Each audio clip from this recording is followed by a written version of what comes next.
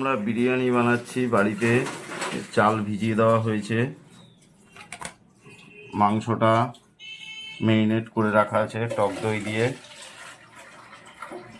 এগুলো সব মাখা আছে, মাংসটা 1 ঘন্টা থাকবে টক দই দিয়ে, আর চাল জলে ভিজিয়ে থাকবে 1 ঘন্টা মতন। এই জন্যে পেঁয়াজ ছাড়াচ্ছি, দেখো পেঁয়াজ আদা এগুলো সব ছাড়াবো এখন। নুন দিয়ে দিলাম। এই যে আলুটা দেখে নাও তোমরা,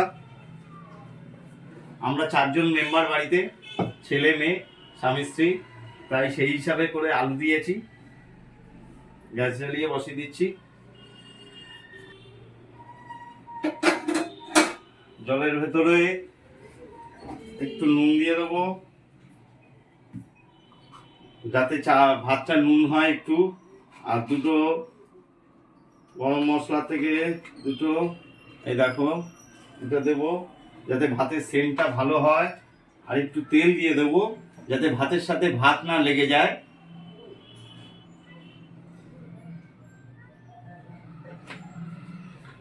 এইভাবে করলে একটা ভাতটা পুরো ঝুরঝুরে হবে, ভাতের সাথে ভাত লেগে যাবে না।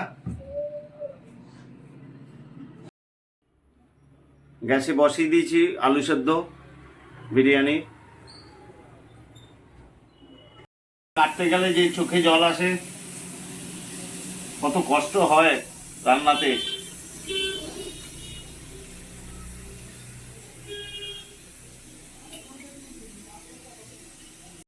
বন্ধুরা দেখো, এই হচ্ছে আলু সেদ্ধ করে নিয়েছি, বিরিয়ানির আলু। কড়াইতে তেল দিয়েছি, গরম হলে আলুটা ভেজে নেব।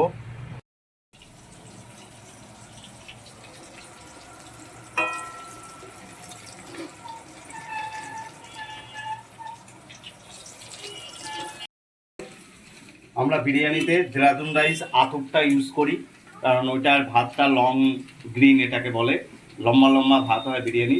এই জন্যে জলে ভিজিয়ে রেখেছিলাম 1 ঘন্টা চালটা, এখন হয়ে গেছে, জলও ফুটে গেছে। এবার জলের মধ্যে চালটা দিয়ে দেবো।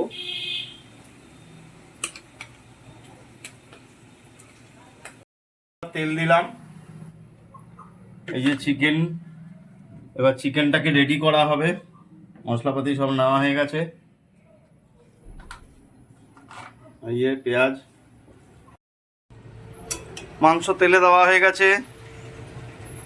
সব মশলাপাতি দিয়ে ভালো করে কষিয়ে তারপরে রেডি হবে।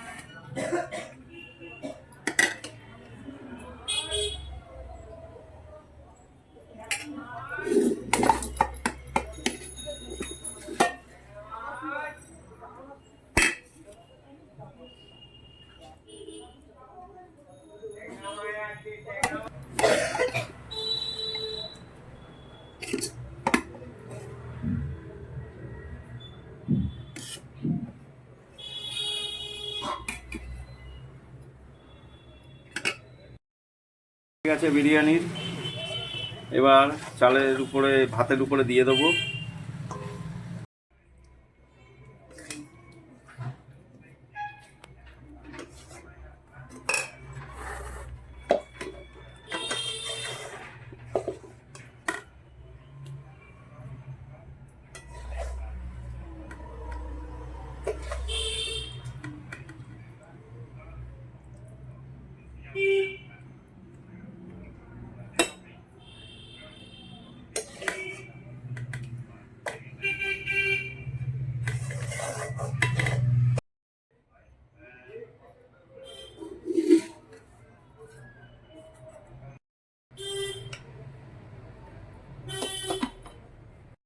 কুকারে বিরিয়ানিটা করি। রাইস কুকারে সব দেওয়া হয়ে গেছে, এবার লাইনটা কারেন্টটা অন করে দিচ্ছি। রাইস কুকারটা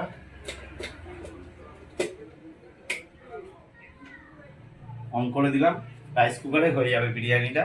হয়ে গেলে 1 ঘন্টা মতন থাকবে রাইস কুকারে, তারপরে আমরা তুলে খাবো।